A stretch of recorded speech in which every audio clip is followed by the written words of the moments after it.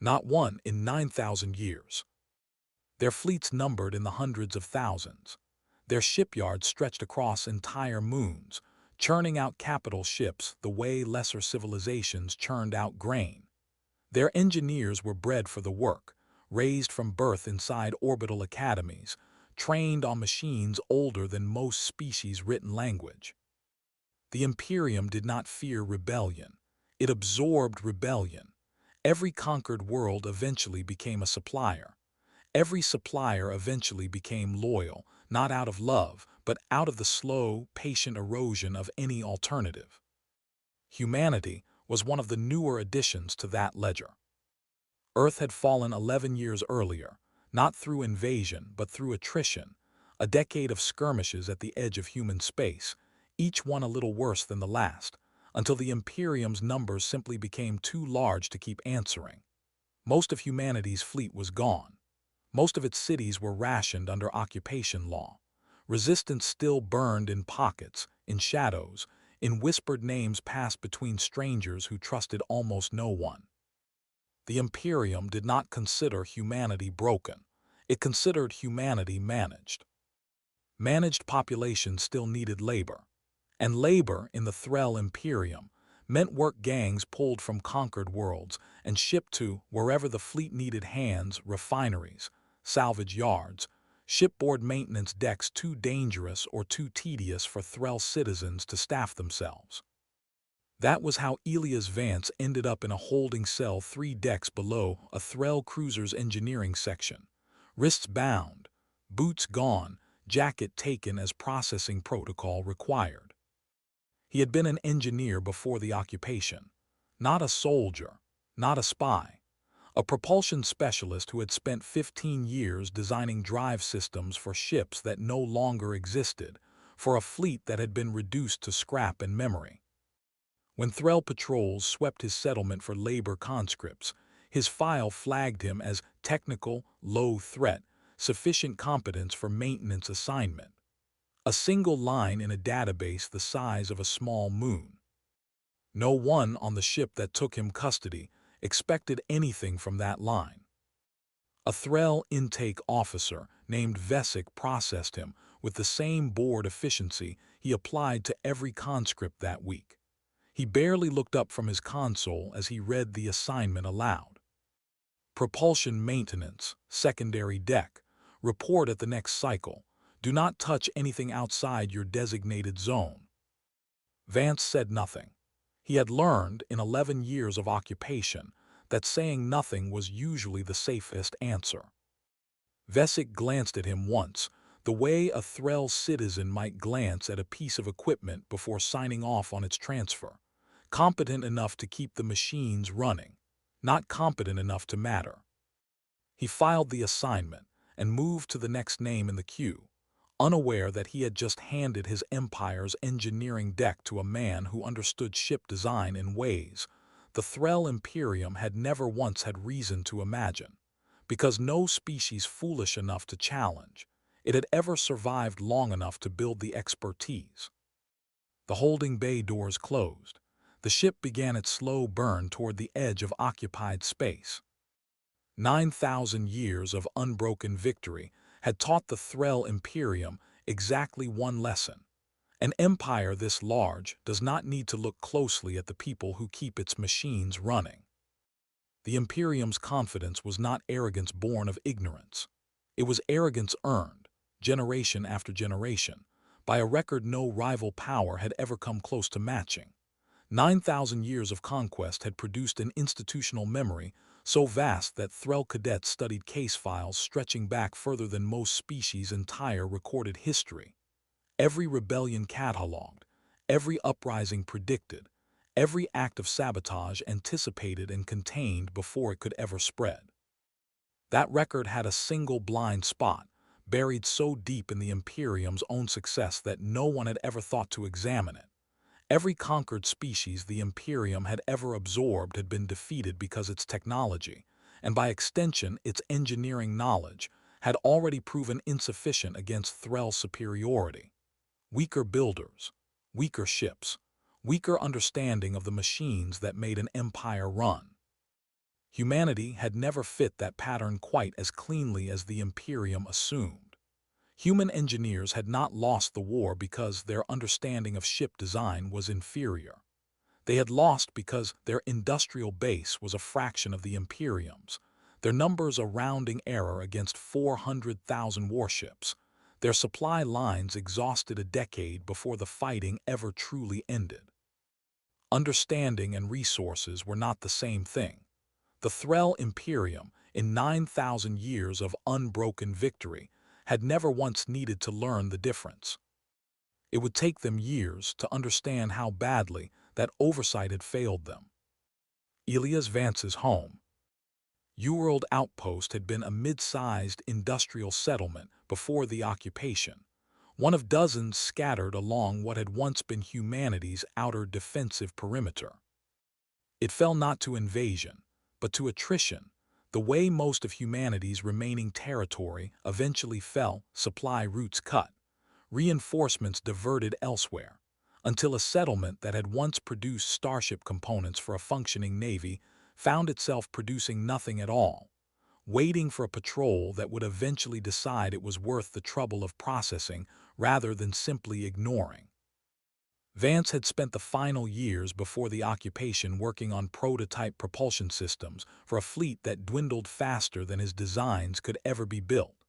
He remembered watching, from a control room 3 years before his capture, as a squadron of 6 half-finished human cruisers were scrapped for parts because there was no longer fuel, or crew, or time enough to complete them. He had not cried that day. He had simply gone back to his console and kept working, the way a person keeps building something even after they've stopped believing it will ever be finished, because stopping felt like agreeing the fight was already over. When the Threll Patrol finally reached his outpost, there was no battle. There was only a processing queue, a list of names sorted by usefulness, and a single line in a database noting his technical background without ever asking what precisely that background contained. The transport ship that carried him away from his homeworld held 40 other conscripts, packed into a hold meant for half that number, none of them speaking more than they had to. An older woman across from him, her hands scarred from years of manual labor, asked him quietly what he had done before the occupation. "Engineer," he said, "ships." "Doesn't matter now," she said, not unkindly. "Out there we're all just hands." He did not argue with her. He understood even then that the safest thing he could do was let that assessment stand exactly as she'd made it, a tired, practical truth that happened, for reasons no one on that transport could have guessed, to be almost entirely wrong. The processing station where he was formally registered into the Imperium's labor system was staffed by junior Threll officers working through conscript files at a pace that left no time for genuine scrutiny. His file was stamped, sorted, and forwarded within minutes, exactly like the 39 others processed alongside him that hour. No one asked what kind of ships he had built. No one asked why, or how well, or what he might understand about propulsion architecture that a 15-year career in a losing war might have taught him. The question simply never occurred to anyone processing the file, because the Imperium's entire labor system had been built around an assumption so old it had stopped being questioned at all. Conquered engineers kept machines running. They did not understand them the way Threll engineers did. They could not, by definition, understand them that way. Vesic, the intake officer who assigned him to secondary deck maintenance, had processed nearly 4,000 conscripts in his career and remembered almost none of their names. Vance's file was, to him, indistinguishable from the hundreds before it. The holding bay doors closed. The ship began its slow burn toward the edge of occupied space. 9,000 years of unbroken victory had taught the Threll Imperium exactly one lesson. An empire this large does not need to look closely at the people who keep its machines running. It would take them years to understand how badly that lesson had failed them. For the first months, Vance did exactly what was expected of him. He reported to secondary deck maintenance on schedule. He repaired coolant lines, replaced worn actuators, logged every task in the terse technical shorthand the Imperium required of its labor conscripts. He asked no questions beyond what his assignments demanded. He drew no attention.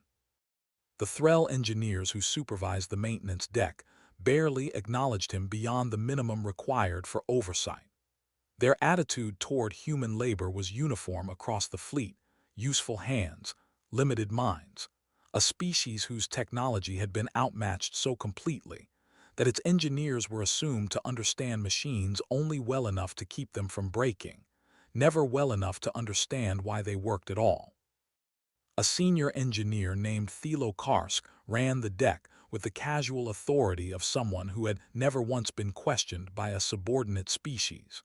He toured the maintenance bay twice a cycle, reviewing conscript work with a glance and a grunt, rarely stopping long enough to inspect anything closely. "Humans," he said once to another Threll officer touring the deck, not bothering to lower his voice. "Adequate with a wrench, nothing more. Their engineers built ships that couldn't survive a single engagement against a proper fleet. Whatever they knew, it wasn't enough." Vance, 3 meters away, tightening a coupling on a coolant manifold, said nothing. He had heard worse in 11 years. He had learned that reacting to insults changed nothing except how closely he'd be watched afterward. What Karsk did not know, what nothing in Vance's intake file recorded, because no Threll analyst had ever thought to ask, was that Vance had spent the last 3 years of the war designing prototype drive systems meant to counter exactly the kind of propulsion architecture the Threll Imperium relied on. Systems that never got the chance to be built in numbers, because the war ended before the factories could finish them. He recognized the ship's drive core the moment he first serviced it, recognized its harmonics, its power distribution, its structural weaknesses, the way another engineer might recognize a familiar language spoken with an unfamiliar accent. He said nothing about that either. He simply worked, quietly, patiently, the way he had learned to survive occupation, by becoming exactly as invisible and unremarkable as the Imperium already believed him to be. At night, in the cramped conscript quarters he shared with 11 other laborers, he began, carefully in his head, without ever writing a word anyone could find, mapping the ship systems from memory. Every junction, every redundancy, every place a small, unnoticed change might someday matter. The conscript quarters held 11 other laborers pulled from different corners of occupied human space, sharing a single cramped berth deck that smelled permanently of recycled air and machine oil. Conversation there was sparse, careful, the way people speak when they've learned that trust is expensive and betrayal is cheap. Rios, an older man who bunked 2 racks down, had been a dockworker before the occupation, not an engineer, but he had a habit of watching people closely that Vance recognized from his own training, the instinct of someone who had survived by noticing things others missed. He said little to Vance in those early months, beyond the occasional nod, the occasional shared ration when the schedules ran short. Vance used his evenings differently than the others. While most conscripts slept the moment their shift ended, exhausted by labor that gave them no reason to stay awake, Vance lay in his rack running the ship's systems through his memory, piece by piece, the way he once ran simulations on human drive cores before the war ground that career down to nothing. He had no terminal to work from during those hours, no notes he dared keep, no way to record anything that might be found in an inspection.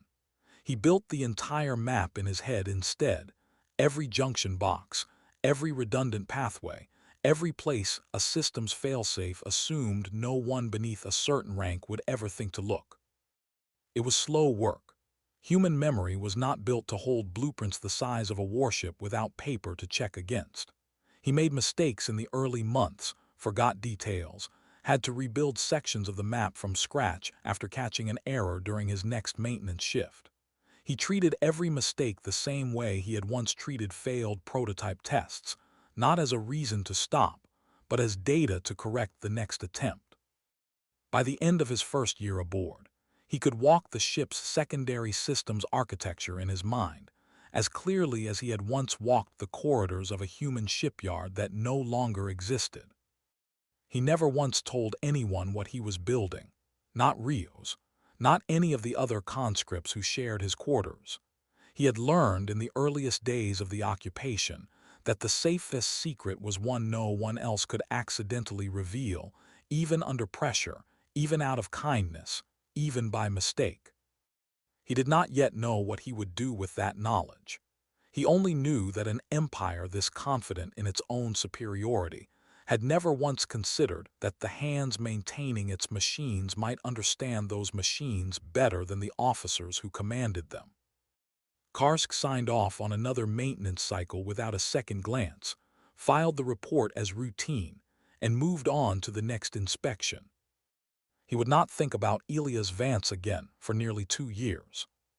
The first sign that something had changed came 18 months into Vance's assignment, during a routine fleet exercise near the edge of occupied space.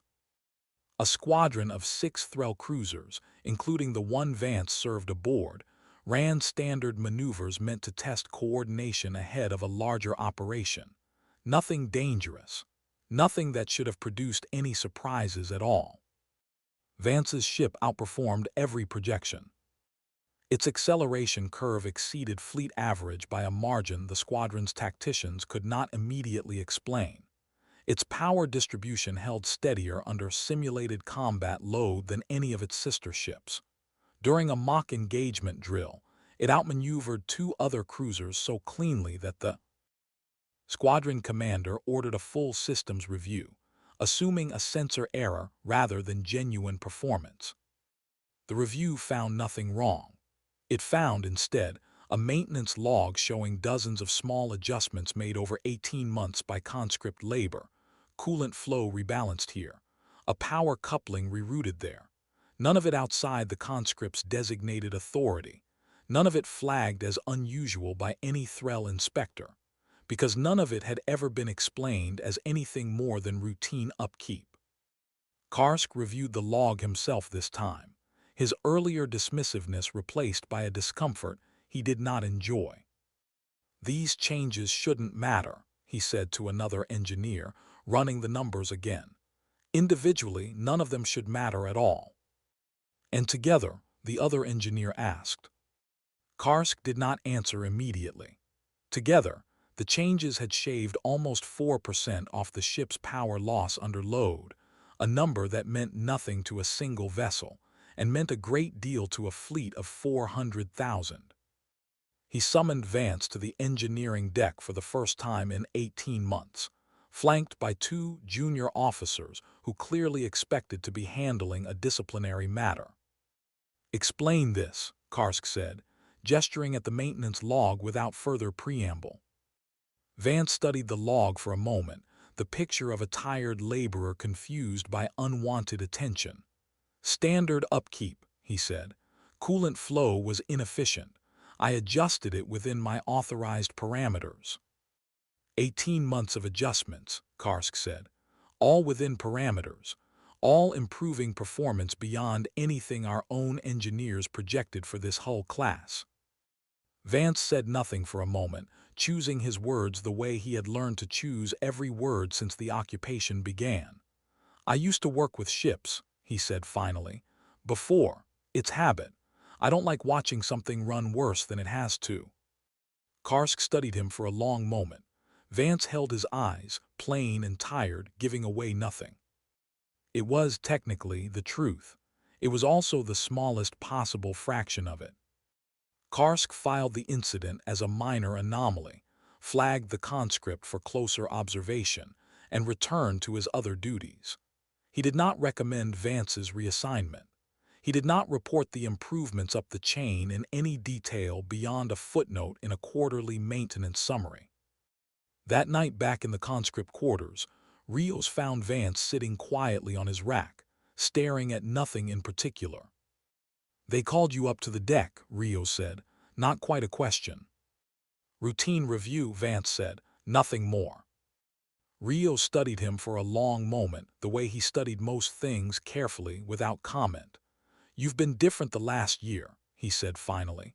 "Quieter, even for you, like a man carrying something he's decided not to put down." Vance did not answer right away.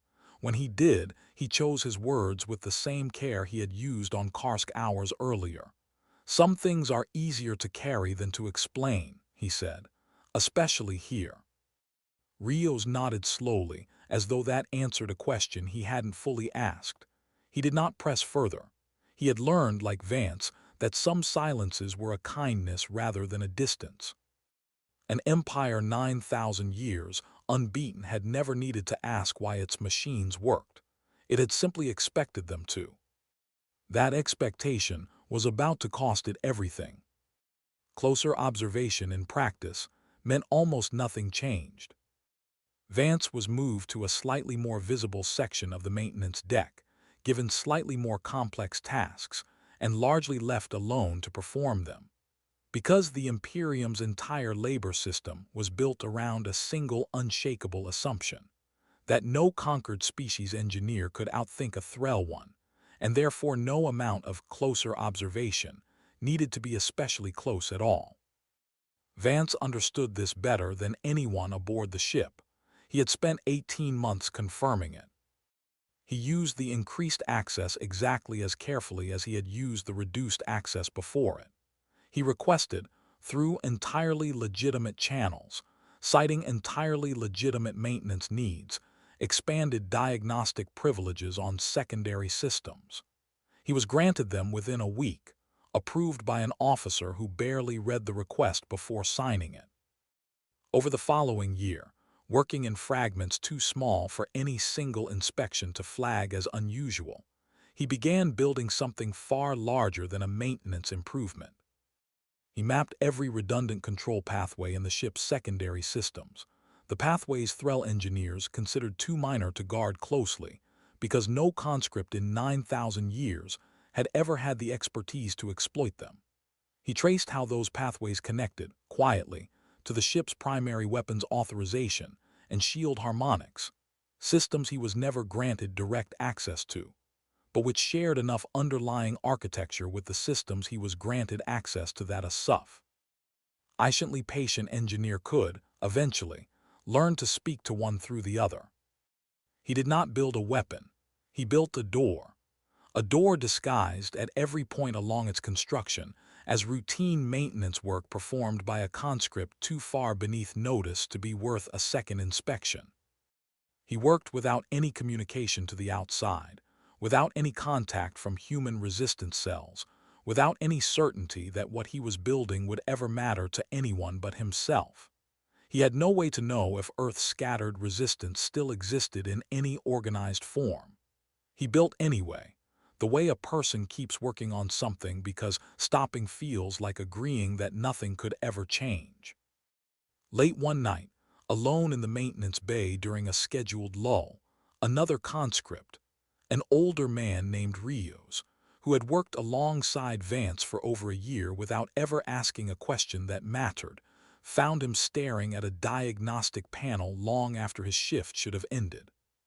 "You're not just fixing coolant lines anymore," Rio said quietly. Not an accusation, an observation offered the way one exhausted, careful man offers something to another. Vance looked at him for a long moment before answering.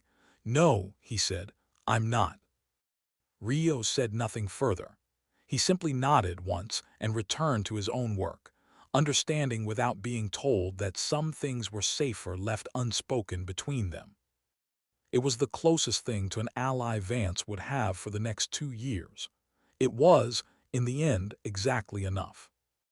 By the time Threll fleet auditors performed their next full system-wide inspection 18 months later, a review triggered not by suspicion, but by routine Imperium scheduling, the architecture Vance had built was already indistinguishable, on paper, from standard maintenance history.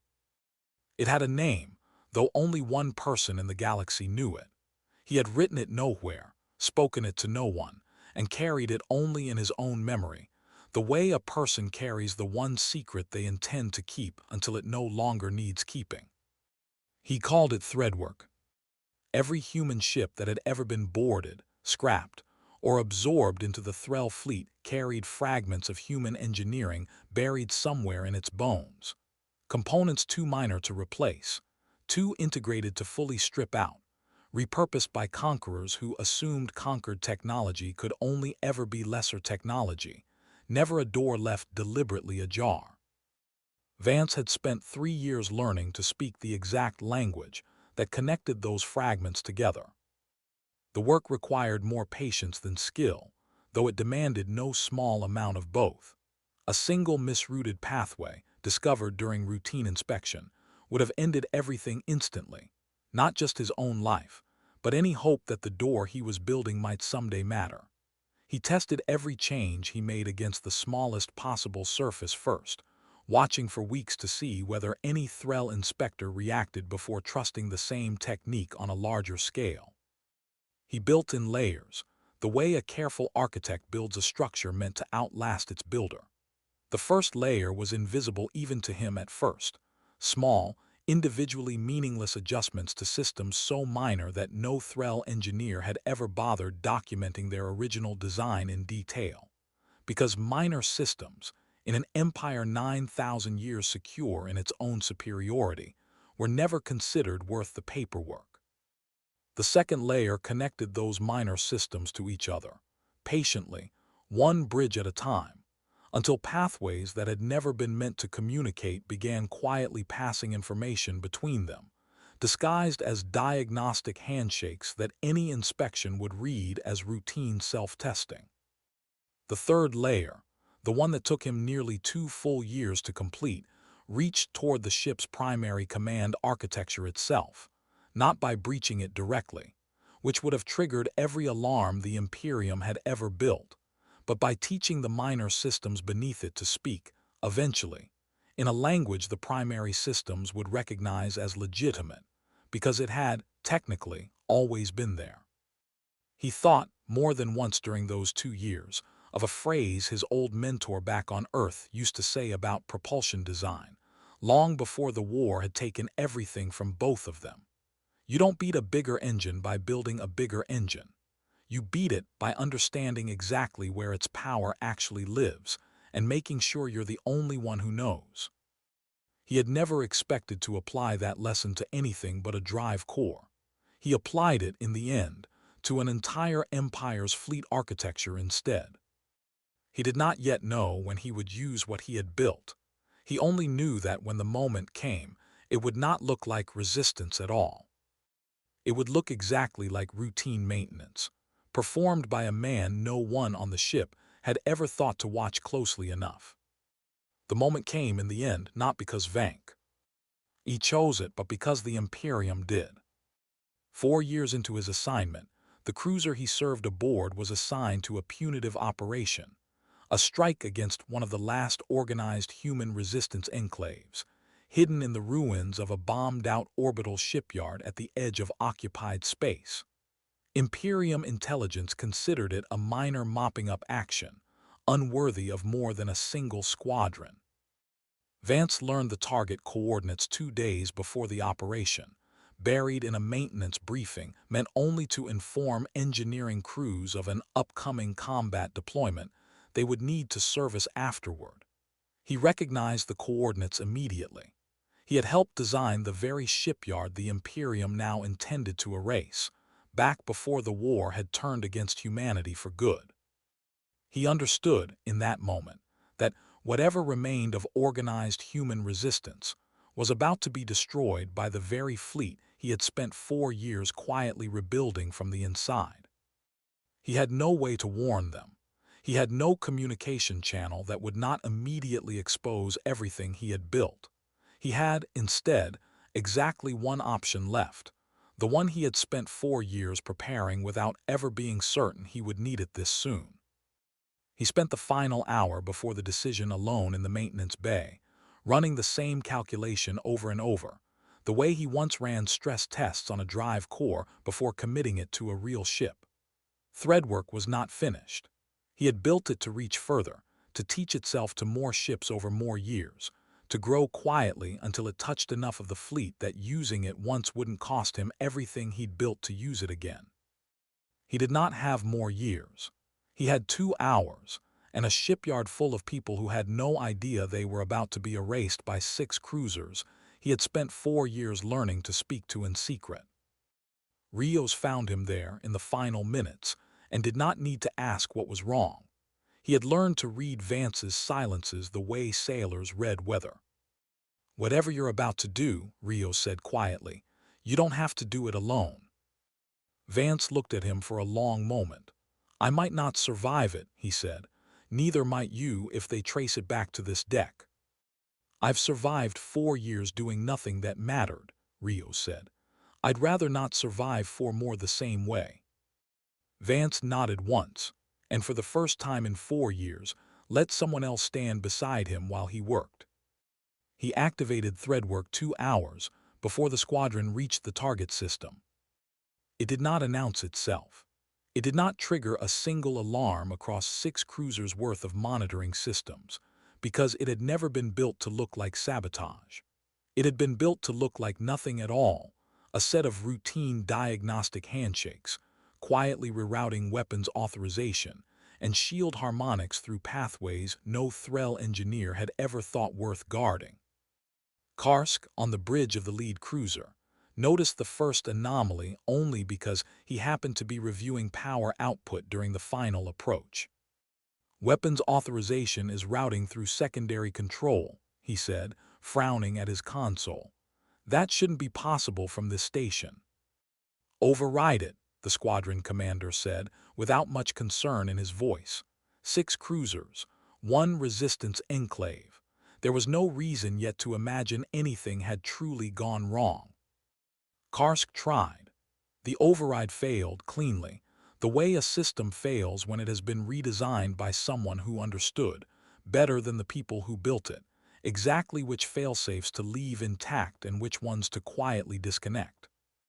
"I can't route it back," Karsk said, and for the first time in 4 years, his voice carried something other than boredom. "Something is already routing it somewhere else." On the maintenance deck 3 levels below, Elias Vance stood in front of a terminal that, to any casual inspection, looked exactly like every other diagnostic station he had used for 4 years.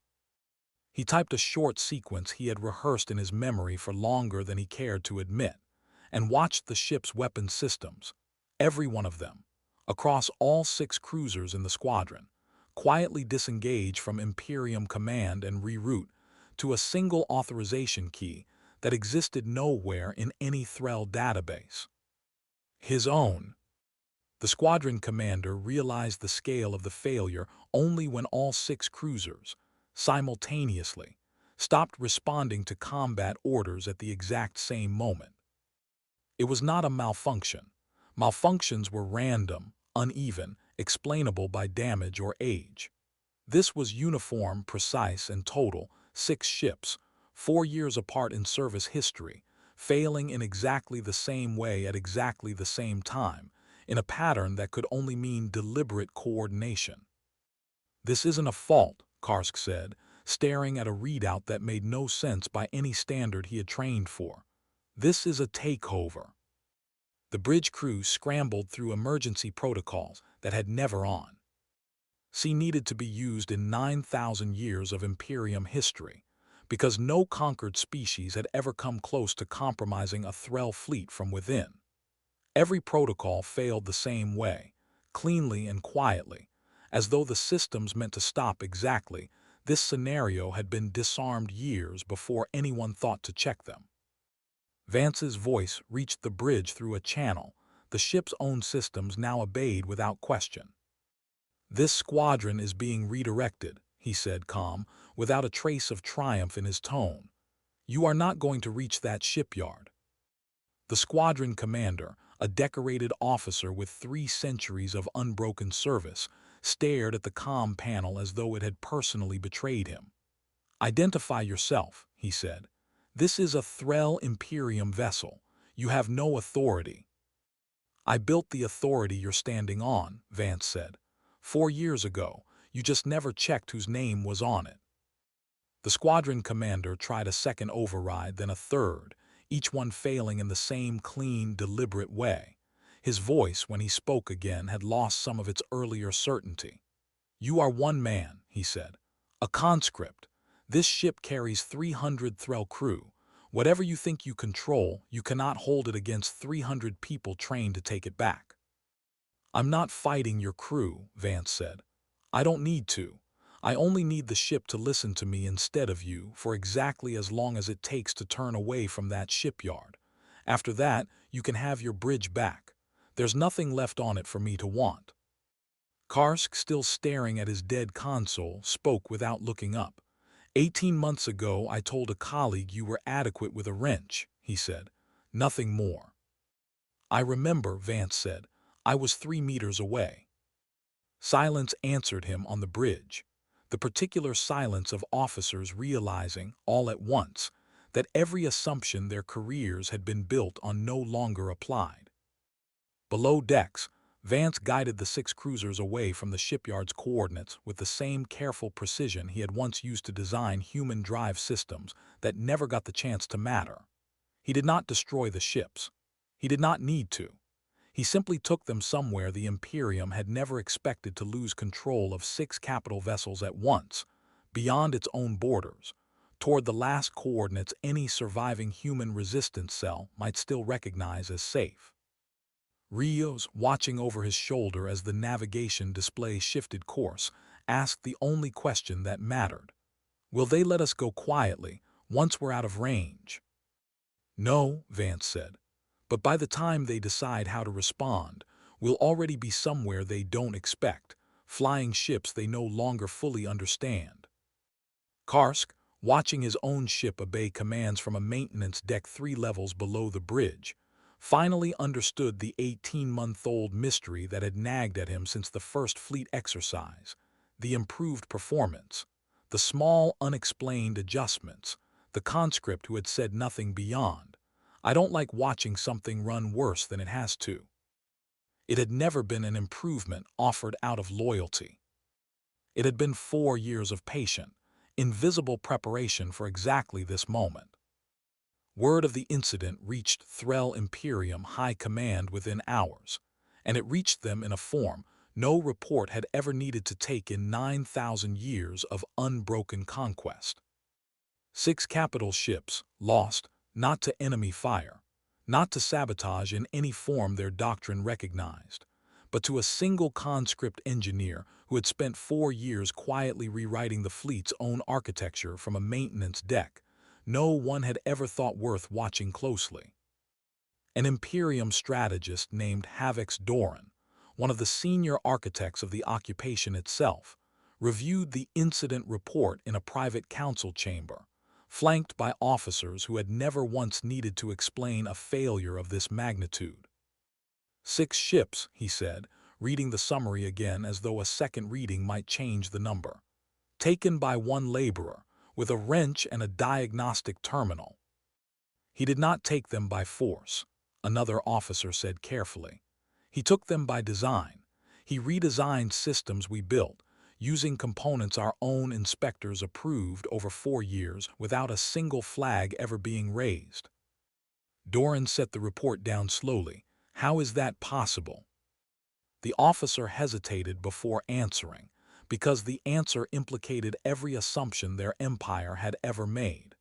"Because we never once considered that a conquered species engineer might understand our machines better than we do," he said.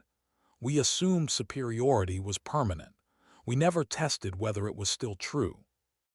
Doran said nothing for a long moment, staring at a star chart that, for the first time in 9,000 years, no longer felt as settled as it had that morning.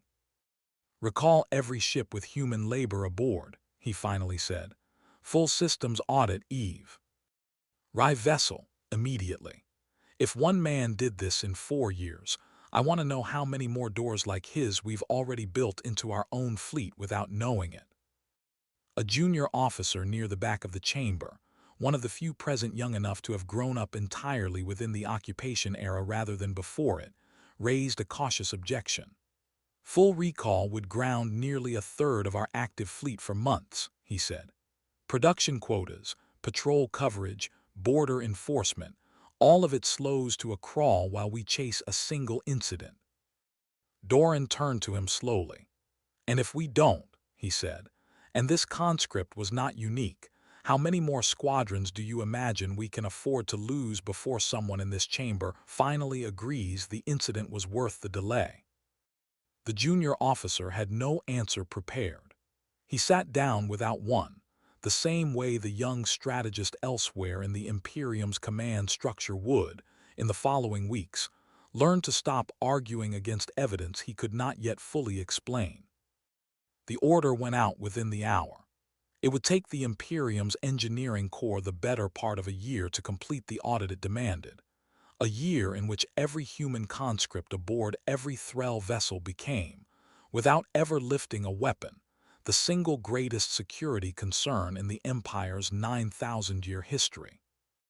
Doran stood alone in the council chamber long after the others had left, staring at the 6 missing ships marked in red on a display that had never before needed a color for failure. He thought of every human conscript quietly maintaining coolant lines and power couplings across 400,000 ships, and understood, with a dread he did not enjoy, that he no longer had any way to be certain how many of them were exactly what their files said they were. The 6 cruisers reached the coordinates Vance had guided them toward 2 days later, deep in a debris field that had once been a human shipyard before the war, now serving as one of the last hidden staging points for what remained of organized resistance. What emerged from the wreckage to meet them was smaller than Vance had hoped and larger than he had dared to expect. 11 surviving human vessels, patched together from salvage and desperation, crewed by people who had spent 4 years believing the war was already lost.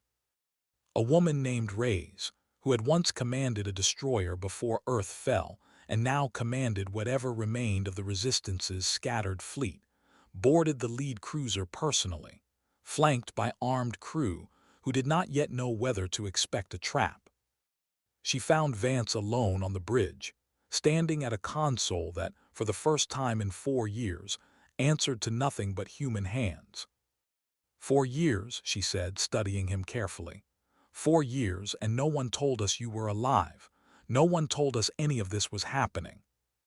I couldn't risk a signal, Vance said. Any contact could have exposed everything before it was ready. I had to build it in silence or not build it at all. Reyes walked slowly along the bridge, taking in 6 ships' worth of Threll engineering now standing quietly under human command, weapons systems intact, shields fully operational, crews of Threll officers held under guard in sections Vance had sealed hours earlier without a single shot fired. You didn't just take 6 ships, she said finally. You took 6 ships the Imperium spent a fortune building, using their own materials, their own labor budget, their own supply chains. You built our fleet out of theirs. That was always the plan, Vance said. Not to win with less, to win using exactly what they gave us to survive on. Reyes looked at him for a long moment, understanding settling slowly across her face. How many more like this are out there? How many other conscripts have you reached? None, Vance said. This was never coordinated. I couldn't risk contact with anyone beyond this ship. Everything Threadwork touched, I built it alone, one system at a time, trusting that if it worked once, it could be taught to work again. Reyes glanced toward the sealed section of the ship, where the captured Threll crew waited under guard. 300 officers who, hours earlier, had commanded a vessel they now understood belonged to someone else entirely. What happens to them? She asked. They're returned, Vance said. Alive, unharmed at the edge of the nearest patrolled system. I don't need their deaths. I need the Imperium to understand exactly what happened here, from officers who lived through it and can't explain it away as rumor. Reyes studied him, something between respect and disbelief crossing her face. You could have taken their weapons and used them against every patrol between here and their capital, she said. Why let them go? Because fear that spreads through a story travels farther than fear built on a body count, Vance said. I want every Threll engineer in this fleet to wonder, from now on, though the conscript beside them is exactly what their file says. That doubt is worth more than 600 dead officers ever could be. Reyes nodded slowly, filing the reasoning away the way a commander files a lesson worth remembering. Taught to whom? She asked again, returning to her earlier question. Vance allowed himself, for the first time in 4 years, something close to a smile. To every human still standing on every Threll deck across their fleet, he said. Once they understand it can be done. The audit havocs Doran ordered found exactly what he feared it would. Not 6 compromised systems, not a dozen. Across the Threll Imperium's occupied territories, wherever human labor had been assigned to shipboard maintenance for more than a year, inspectors began finding the same pattern: small, individually unremarkable adjustments, made patiently over months or years. None of them flagged at the time, because none of them had ever looked like anything more than routine upkeep. Most of it was nothing. Coolant lines genuinely rebalanced for efficiency.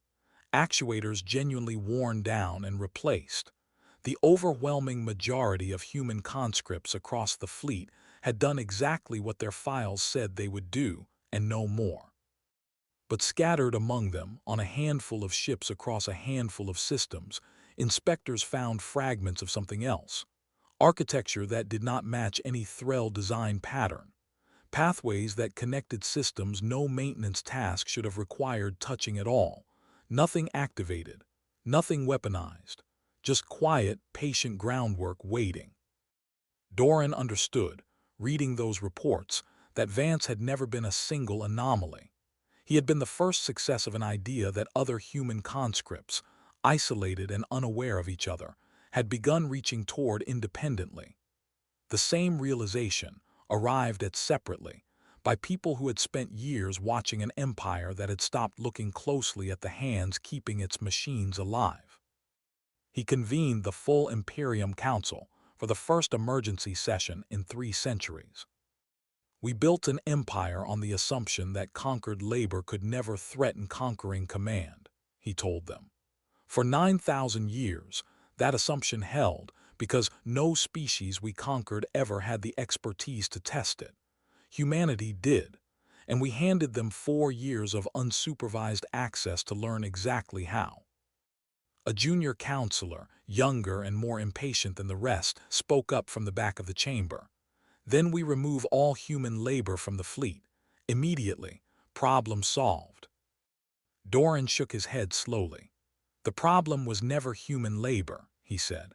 The problem is that we no longer know what else we've already handed them the tools to build, on ships we've already deployed, in systems we no longer fully trust. He looked around the chamber at officers who, for the first time in the Imperium's long history, had no established doctrine to fall back on. 9,000 years, he said quietly, and we have just learned that an empire this large can be undone not by an invading fleet, but by one engineer, a wrench, and 4 years no one thought to watch closely enough. An older counselor near the front of the chamber, one of the few present who had served since before Doran's own career began, spoke slowly into the silence that followed. There is a lesson in our own archives we stopped teaching cadets 6,000 years ago, she said. Back when the Imperium was smaller, and every officer still remembered what it felt like to be the underdog in a fight. It said simply that certainty is a resource, not a right. That an empire spends its certainty the way it spends fuel, and must replenish it through vigilance, or run dry exactly when it can least afford to.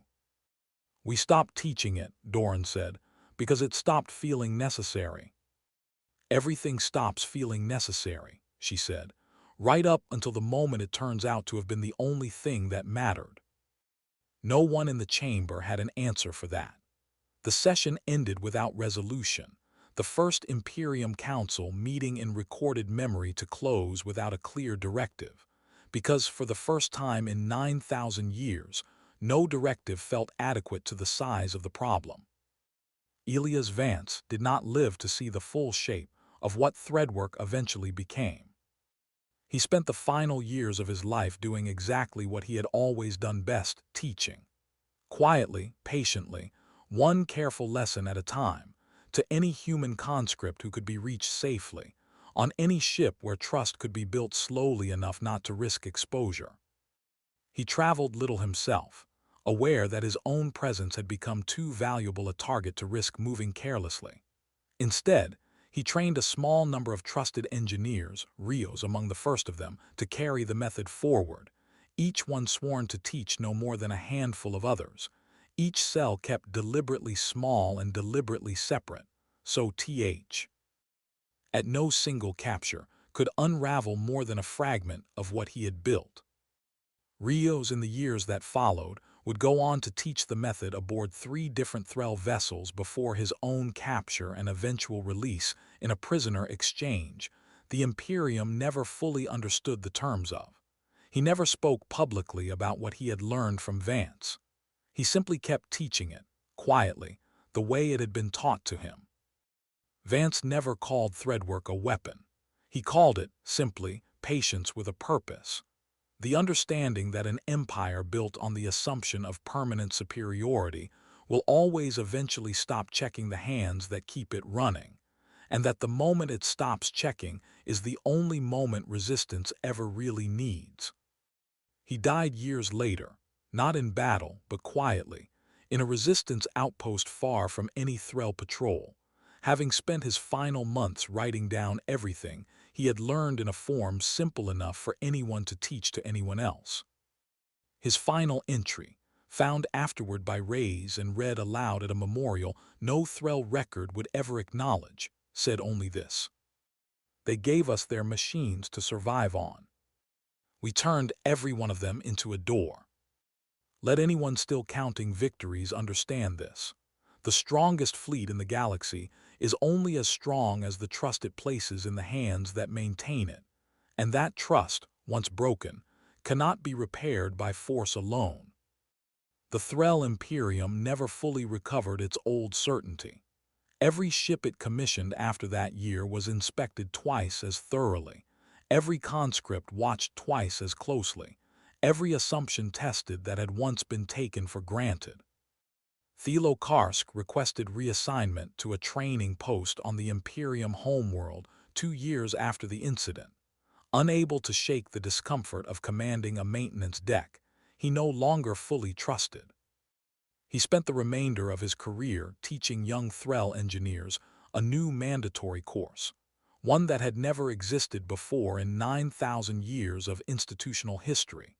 A course on the dangers of underestimating the competence of conquered labor, built entirely around the 6 ships he had once dismissed as adequately maintained by hands he never thought to watch closely. He kept on his desk for the rest of his career a single line copied from the original maintenance log that had first caught his attention all those years ago. Coolant flow was inefficient. I adjusted it within my authorized parameters. He used it as the opening line of every course he taught, reminding each new class of cadets that the most dangerous sentence in any empire's history is often the one that sounds the most harmless. Havix Doran spent the final years of his own career trying, without full success, to rebuild the doctrine of certainty his empire had relied on for 9,000 years. He never fully managed it.